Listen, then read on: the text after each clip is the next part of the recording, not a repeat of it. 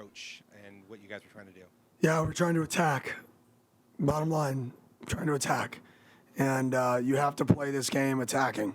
If you want to beat teams like that, if you want to beat offensive coaches like Lincoln Riley and offensive quarterbacks like Caleb Williams, you have to attack, and you can't play the game scared. So we said we wanted to call every shot that we had in the game, and I probably called about 3 too many there in the second half on first downs when it's a 6-point game that I'd like to have back. And what did you see as the biggest differences that led to a loss? Yeah, led to the loss. Yeah, I would say the turnovers offensively and struggling protecting the quarterback.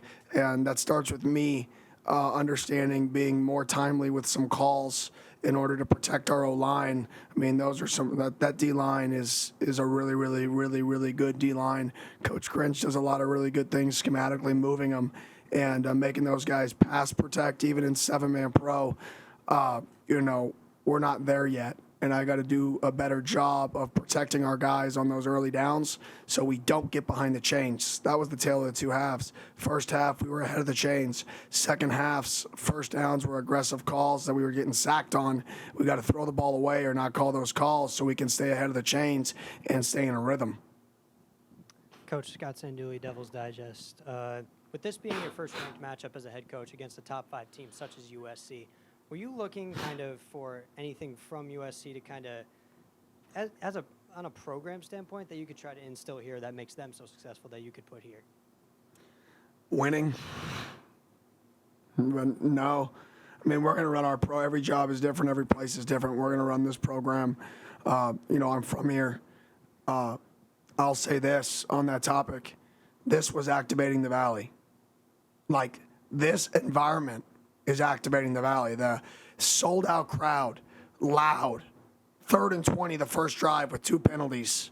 Like, that was just as much important. That was just as important to winning this game than anything I've done that I've done in my meeting rooms and my players, because they go out there and they know it cares and they feed off the energy. And there's actually a competitive advantage when we have everybody in the stands. It's an advantage. So to see all the fans in the stands like that, to see the Valley like that, that's what we need every game. And if we get that every game, you're going to get the play that you guys want every game. Or at least I hope. Michelle Gardner, Arizona Republic. Coach, obviously you hung with the number 5 team in the country for most of the game. What are the biggest positives you can draw from this? Yeah, I think our guys realize we have the ability. So the belief factor that they know that we can go out there and win football games. It doesn't matter how we start. Like, what's the record matter this year anyways? It doesn't. The only thing that should matter is just getting better. And we go on the road next week at Cal, and let's do everything we can to win a football game. Let's prepare more than we've ever prepared. So the positives, I would say, I think our brotherhood is growing. I think players are feeding off each other more. I think the belief in the vision is still rising. The belief in the process is still rising. And those are the things that excite me. Coach Jordan Ham, Sports 360 AZ.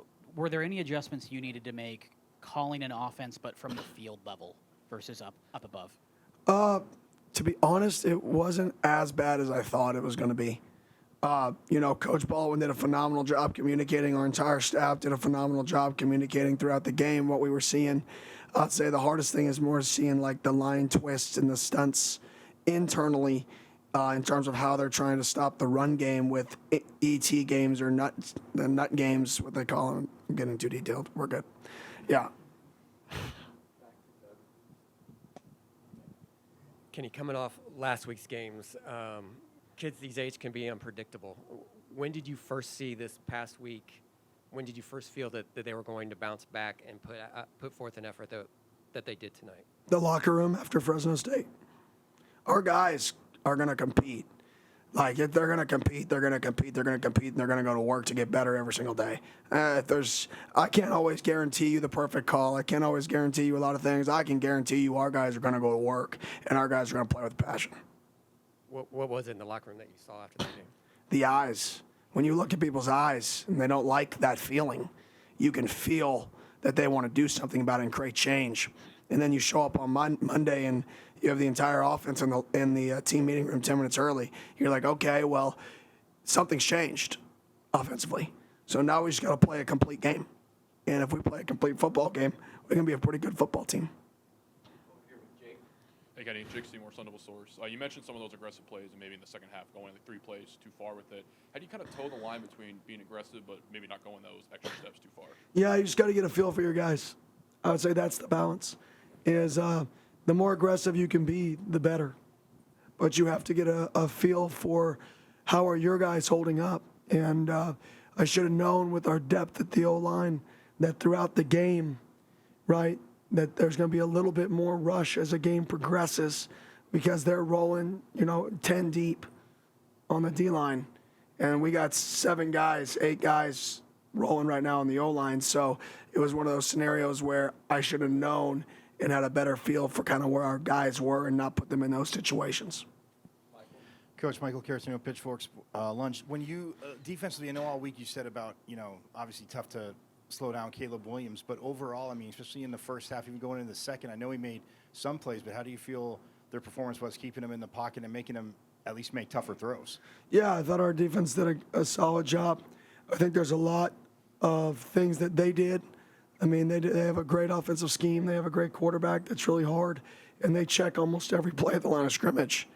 And they do it really quickly, and they're all on the same page. So it's really, really hard to stop what they do when you combine the talent with good scheme.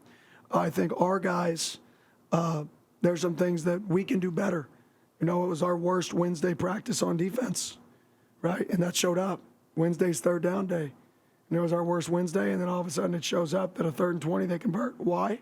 We get out of our rush lane. We bring a twist game and we don't loop. Okay? So there's a lot of things that we have to watch the tape and can't just say, oh, that's Caleb Williams. We have to say, okay, what can we do better to grow? What can we do better? And that's the sign of a good football team is you go back to work on Monday and you don't look at your good plays. You look at the plays that you can improve upon. And that's including myself. That's the coaches. That's the play callers. That's everybody involved has to go back and look at themselves and say, what can I do better? Joseph Igo, State Press. Kenny, obviously packed house, tough opponent, intense game. What did you learn about your guys' ability to play in intense moments tonight? Yeah, it's not too big for them. It's not too big for them. They want these moments. You come to ASU to play in these moments. And every kid goes to a college, and a lot of their decision is the environment. To be honest, the environment we create is going to not only affect wins, it's going to affect recruiting. And that environment today, I challenge people to bring that. Because that was an environment. That was an environment you can win at a high level in. That was an environment that our kids deserve. That was an environment our fans deserve. Because it's fun. It's fun to be in that environment. And we're going to keep getting better as a football team. And let's keep getting that turnout because that was a really good environment. And credit to the fans, man. I couldn't be happier with the turnout. And thank you. Kenny, you didn't have your O-line coach Saga tonight. Is there an update on him? What did you have to do to adjust to that, and how did it go? Yeah. Unfortunately, he wasn't with us. No real update right now. We're just waiting for his situation, and no real update there. So, and what we had to do to adjust, Matt Christensen did a great job coming in there and helping the O-line, communicating.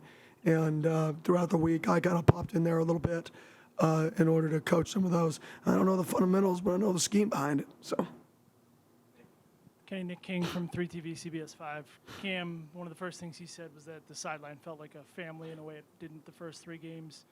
You're talking about the brotherhood, the belief in the vision is growing. Was that quickened by the way last week went, or did something in particular happen in practice this week, do you think? No, I think it's just time. Adversity either tears you apart or brings you together. So I think those are the 2 choices you have. Adversity either makes you quit or makes you work harder. So I think our guys right now are treating this adversity and coming together and treating this adversity and working harder. And that's the sign of the direction that we want to go as a program. And I say this a lot. I sat in this exact same seat 4 years ago just calling the plays, not as a head coach. I've seen this process. I've seen it. and we're on the same trajectory. We're working our brotherhood, the way our kids talk about each other, the way our kids work. We're working to get there. All right, thank. You had a question? Hey, Coach Dillingham. Hi. One more, grab the mic. Okay, perfect. My name's Kenny Dillingham, Inferno Intel. So, obviously, you have to face the last year's Heisman, Caleb Williams. But how does that necessarily prepare you for the following weeks, like your former team, Oregon, who has Bo Nix, Schroeder Sanders from Colorado? How does that prepare you facing such an elite quarterback so quickly? Yeah, this league is, on to the next elite quarterback in this league. I mean, Phoenix, right? Kid down south's good, right? I mean, there's a lot of good quarterbacks right now in this league. This is arguably the best league in college football right now. So we've got our work cut out for us. We got to go back to work on Monday. We got to do, like I tell the kids every week, what are you doing more than you did last week? So we got to do more this week than we did last week. We got to go back to work, and we got to come out versus Cal on the road and put our best effort out there. Yeah, Coach. Jack Church. I'm with the K-Love Radio Network. Coaches hate the term moral victory. This was still a loss. What's your message to the team? Was it a moral victory? No. I told the team, losing, it doesn't ever feel good. If you walked into this room right now and you have an ounce of feel good, this is not the play. Like, that's not what we're about at all. In any way, shape, or that will never be what we're about. But we got better. So the win and loss, put aside. Look at our own game. Did we improve? Yes, we improved in some areas. Did we not improve in other areas? Yes. Got to get better in those. So you should never get comfortable or never be happy with losing a football game. But what can you grow from, what can you learn from, and what can you take away from it is a completely separate conversation. And we played one of the best coaches in college football, one of the best quarterbacks in college football, and we were in it. And I really think, I could have done a few things better for our players, helped our players a little bit more to give them a better chance.